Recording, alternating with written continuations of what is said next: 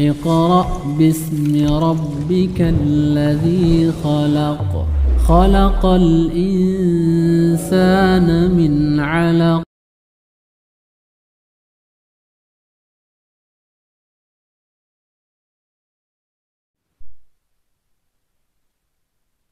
Assalamualaikum warahmatullahi wabarakatuh. Selamat berjumpa para pemirsa di mana saja Anda berada bersama Al Barakah Center Channel. Pemateri kita Bapak Dr. Andes Iswan Haji Muhammad Isa. Untuk kali ini kita akan membahas masalah salah satu di dalam rukun iman kita, yaitu tentang qada dan qadar. Untuk kali ini beliau akan coba menjelaskan tentang qada. Untuk Pak Iswan, kami persilakan. Makasih Pak Ripin. Assalamualaikum warahmatullahi wabarakatuh. Alhamdulillah. Semoga kita sehat semua. Amin, Pak Ripin sehat juga. Amin. Alhamdulillah. Mungkin ini salah satu yang sangat perlu juga Pak Ripin ya, karena dia menyangkut rukun iman gitu. Iman bagi kita, bagi umat Islam, bagaimana memahami rukun iman yang 6 itu. Nah, mungkin dalam tema ini kita mencoba dulu berkenaan dengan tema-tema yang lalu, kita bahas tentang yang keenam gitu. Yang keenam kita udah tahu bahwa kita disuruh beriman kepada qada dan qadar. Jadi tidak ada dikatakan di situ kita beriman kepada takdir. Nah, qada di dalam Al-Quran ini dia mempunyai beberapa makna. Mungkin yang pertama maknanya yang bisa saya sampaikan itu maknanya artinya informasi, memberitahu, menyampaikan berita begitu, informasi. Nah ini kalau kita lihat bisa kita lihat di dalam surah Isra ayat 4, dan ada juga di surah Al-Qasas ayat 44. Di situ Allah berfirman, wa qadayna ilaihi dzalikal amr anna dabira haula'i maqtu musbihin. Jadi di sini Allah pada waktu itu kita tahu umat Nabi Lut itu kan ditumpas Allah ya. Nah, jadi Allah menginformasi, Allah mengatakan wa qadaina ilaihi, sudah kami informasikan kepada ilaihi, kepada Lut, bahwa nanti umatnya itu akan ditumpas habis pada saat subuh hari. Nah, kita tahu cerita selanjutnya itu. Nah, itu ditumpas. Di sini kata qada diartikan sebagai informasi. Nah, yang kedua, qada juga bisa dipahami digunakan Allah untuk makna memerintah. Artinya memerintah. Misalnya wa qada rabbuka alla ta'budu illa iyyah wabil walidaini ihsana, dan akhir ayat lanjutannya. Nah, di sini Allah menggunakan juga kata qada, wa qada rabbuka. Allah telah memerintahkan kepadamu alla ta'budu illa iya. Nah, janganlah kamu menyembah yang lain selain Dia. Taatlah kamu kepada orang tuamu. Nah, ini qada juga Allah menggunakan di dalam Al-Quran. Ini dapat kita lihat di surah Al-Qasas 15, surat Al-Qasas 28, dan Al-Ahzab 23. Jadi banyak penggunaannya itu di dalam Al-Quran. Nah, itu yang artinya memerintah tadi gitu. Maaf Pak Ripin, itu di surah Al-Isra 23 itu artinya memerintahkan. Nah, yang ketiga artinya mengakhiri sesuatu. Mengakhiri sesuatu ini digunakan bisa mengakhiri suatu pekerjaan, bisa mengakhiri kehidupan, artinya dia membuat mati, bisa juga mematikan, tapi maknanya mengakhiri sesuatu. Nah, di sini kita dapat lihat misalnya ketika Musa memukul orang tentara Mesir itu karena mengganggu temannya, umatnya. Di situ Allah menginformasikan fawaqadahu Musa faqada alaihi. Jadi orang itu ditinju oleh Musa sehingga faqada alaihi, artinya maksudnya sehingga matilah orang itu. Nah, karena orang itu mati atas perbuatan Musa ini, Musa mengatakan qala, dilanjutkan kata Musa, qala min amil syaitan. Jadi sesungguhnya ini perbuatan syaitan. Nah, ini udah kita bahas juga kan, berarti perbuatan syaitan karena di pikiran Musa dia marah terhadap tentara Firaun itu gitu. Nah, itu yang ketiga. Yang keempat, dalam konteks yang akan kita bicarakan ini gitu, qada di dalam arti ketetapan kehendak operatif Allah, dia ada dalam suatu sistem melalui kalimatnya secara objektif. Jadi secara objektif tapi melalui proses-proses hukum-hukum objektif secara material gitu. Secara material, misalnya kita melihat hari hujan, gunung meletus, banjir banjir bandang, banjir apa, itu adalah dalam suatu sistem, dalam suatu sebab akibat.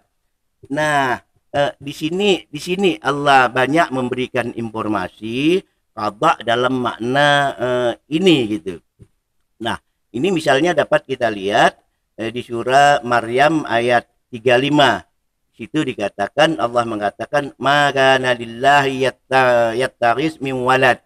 Allah tidak pantas mempunyai anak, subhanahu, maha suci Allah gitu ya. Dilanjutkan ayatnya di situ, iza qada amran fa innama yaqulu lahu kun fayakun. Nah, di sini Allah mengatakan apabila Allah berkehendak melalui qada, artinya ketetapan Allah, yaqulu lahu, Allah hanya mengkaulkan, mengatakan kepada lahu, kepada sesuatu itu kun fayakun. Nah, kun fayakun inilah satu, yaqulu lahu kun fayakun inilah melalui kalimat, artinya melalui kalimat yang dalam konteks ini Allah menyebut dengan istilah kun fayakun, yang kita terjemahkan jadilah, maka jadilah sesuatu itu gitu. Nah, itu kalau kita lihat di Maryam ayat 35. Terus kalau kita lihat lagi di surat An-Nahl 40. Nah, di surah An-Nahl 40 itu di saat Allah menyatakan innama qauluna li syai'in. Jadi sesungguhnya innama qauluna, perkataan kami, dalam terjemahnya perkataan kami, qauluna katanya, qaul kami terhadap sesuatu itu. Nah, itu aza aradnahu an yaqulu lahu kun fayakun. Nah, kami hanya berkata kepada kehendak kaul kami itu hanya kun fayakun. Nah, ini Allah juga menggunakan kata kun fayakun. Nah, melalui kalimat kun fayakun ini gitu. Nah, yang ketiga itu dapat kita lihat di surah Yasin 82. Itu sering kita baca, innama amruhu iza arada syai'an an yaqulu lahu kun fayakun. Nah, di sini juga Allah menggunakan kata proses innama amar, ini melalui amar, tadi melalui qaul, katanya ini melalui amar. Nah, ini juga Allah menggunakan kata proses. Jadi apa yang dapat kita katakan di sini, bahwa qada ini adalah ketetapan-ketetapan yang secara umum dalam suatu kehendak sistem operatif Allah, dalam suatu sistem melalui kalimatnya, yaitu hukum-hukum wujud yang kita dulu pernah kita bahas dengan kalimatullah, hukum-hukum alam yang terjadi ini. Jadi di dalam Al-Quran Allah menyatakan ini ada 7 kali, menyatakan proses ini, kun fayakun ini. Ada di Al-Baqarah 117, ada di Al-Ghafir 68, dan Al-Imran itu di 47 dan 59. Nah, itu Allah menyatakan dengan kalimat kun kun fayakun. Nah, di dalam kalimat inilah berarti dengan dasar inilah kita dapat melihat bahwa qada adalah ketetapan sebuah sistem melalui hukum-hukum objektif atas sesuatu. Ya, jadi hukum objektif, air mau panas jarang pakai kayak api kan. Nah, jadi ada hukum sebab akibat. Nah, ini melalui proses menjadi. Makanya Allah katakan kun fayakun itu menjadi, to be dalam bahasa Inggrisnya. Dia dari sesuatu menjadi sesuatu yang lain. Nah, itu namanya kun fayakun. Kalau tiba-tiba saja tidak pakai proses atau proses yang tidak bisa kita ketahui, itu Allah katakan kun fakana. Nah, kira-kira begitu Pak Arifin. Dari ayat yang menyebutkan kun fayakun, Ya, ada 7 itu. apa yang bisa kita pahami Pak Iswan? Nah, kalau kita lihat kalimat kun fayakun yang tadi yang saya sebutkan tadi, ini di sini Allah ingin menyatakan bahwa apapun yang kita ketahui atau apapun yang belum kita ketahui atau apapun yang tidak ketahui, itu baik atas dasar yang tadi katanya kaulnya itu ataupun atas dasar amarnya seperti surah Yasin 82 tadi, itu semuanya melalui hukum-hukum wujud. Jadi yang terjadi tetap dia melalui hukum-hukum wujud, cuma kita bisa saja kita tidak tahu, belum tahu, atau tidak tahu sama sekali, atau hari ini tahu, besok hari ini tidak tahu, besok kita baru tahu. Tapi semuanya itu Allah katakan melalui kun fayakun, baik melalui kaulnya maupun melalui amarnya gitu. Tadi Pak Iswan katakan ada kada atas dasar kaul Ya, dan ya. atas dasar amar. Apa perbedaannya Pak Iswan? Nah ini sangat penting nih Pak Ripin. Kalau atas dasar Allah menyatakan atas dasar kaul, ini Allah menunjukkan hukum-hukum wujud yang terjadi ini sebagaimana adanya. Jadi kalau kita mengusahakan yang sebagaimana adanya, itulah yang kita dapat. Misalnya ilmu, sains, teknologi. Walaupun kita orang beriman, walaupun kita orang rajin sholat, kita rajin puasa, tapi kalau kita tidak mau mencari, mengambil ilmu yang ada di alam ini kita tidak dapat gitu. Nah, disinilah ketertinggalan kita di bidang-bidang ilmu pengetahuan, sains, teknologi, karena kita tidak mengambil sistem yang sudah ditetapkan oleh Allah itu sebagai ilmu pengetahuan yang bisa kita explore, kita bisa bongkar. Nah, di sini ini semata-mata iradah Allah, kehendak Allah, tapi di situ Allah mengatakan iradah. Artinya tidak ada hubungan antara ketaatan pribadi kita dengan hasil yang dicapai. Misalnya kita taat dalam melakukan rukun Islam, artinya kita taat, tapi kita tidak melakukan sesuatu dalam hal ini yang tidak dapat. Makanya kita kalau mau jadi ahli kimia ya jadi ahli kimia, jadi ahli politik, mau jadi ahli biologi, ahli biologi. Nah, aturan ini udah selesai kata Allah. Allah katakan aturan ini watammat kalimatu rabbika sidqan wa adlan la mubaddilah. Ini sudah tidak bisa diatur, dirubah lagi. Itu di surah Al-An'am 115. Ini masalah Paul.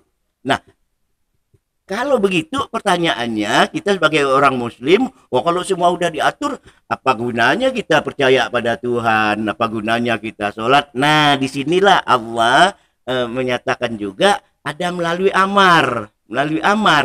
Amar nih perintah gitu kenalnya, melalui amar. Nah, kalau kaul tadi sebagaimana adanya, kalau amar ini sebagaimana harusnya. Makanya kalau kita belajar sifat 20, kan ada sifat Tuhan itu Pak Arifin. Setelah kita mempelajari sifat yang banyak-banyak itu, terakhir katanya, nah ada sifat yang terakhir harus saja bagi Allah. Artinya Allah bisa saja membuat. Nah, di sini Allah menyatakan menggunakan amar, tapi walaupun amar dia tetap melalui proses. Misalnya, atau sederhananya Allah mau ngasih kita duit, rezeki, kan tidak turun gelebuk gitu. Tapi tetap dia melalui proses. Nah, di dalam kun fayakun inilah fungsinya kita bertuhan, fungsinya kita berdoa, fungsinya kita berharap, fungsinya kita sabar, fungsinya kita sholat seperti yang disampaikan oleh Allah di dalam Al-Quran. Nah, dengan inilah Allah bisa campur tangan, tapi dengan hukum proses, hukum wujud. Nah, ini juga dikatakan Allah, wa yuqillahul haqqa bikalimatihi walau karihal mujrimun. Nah, Allah menetapkan segala ketetapannya itu dengan kalimatnya, berarti tetap dengan kalimatnya. Walaupun orang yang berdosa itu tak menyukainya. Jadi di sinilah ada kelebihan kita sebagai orang Muslim gitu. Nah, itu. Jadi diskusi kita ini Pak Iswan, apa yang dapat kita simpulkan? Nah, kesimpulan yang dapat kita ambil di sini pertama, qada adalah ketetapan-ketetapan dalam sebuah sistem berdasarkan hukum-hukum objektif, artinya dia rasional, dia logis melalui apa yang disebut Allah kun fayakun. Jadi kun fayakun bukan mau Allah aja seperti yang kita katakan itu. Kalau itu kalimatnya kun fakana gitu. Nah, kesimpulan yang kedua, proses kun fayakun ini mempunyai dua bentuk. Pertama, atas dasar qaul seperti yang kita katakan sebagaimana adanya. Yang kedua, atas dasar amar yaitu sebagaimana harusnya. Itu yang dapat saya sampaikan Pak Arifin.